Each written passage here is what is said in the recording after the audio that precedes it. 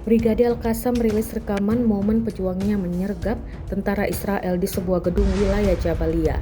Rekaman penyerangan diunggah di Telegram pada Kamis, 18 Januari 2024. Dalam keterangan unggahan disebutkan inilah adegan dari penargetan pasukan Zionis yang bersembunyi di dalam sebuah gedung di Jabalia Al-Balad, jalur Gaza Utara. Sebelum serangan diluncurkan, pejuang Al-Qassam tampak memata-matai pergerakan tentara Israel.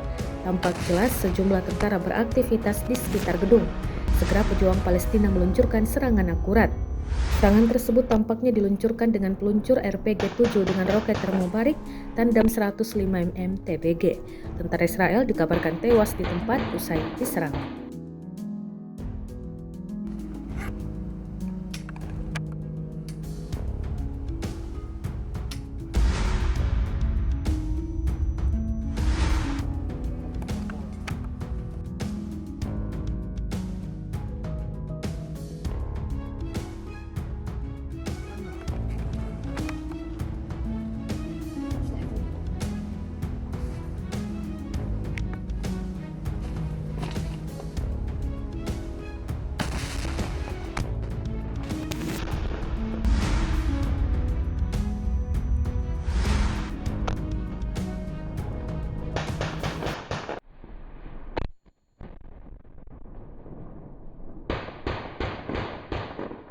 Download Tribun X sekarang, menghadirkan lokal menjadi Indonesia.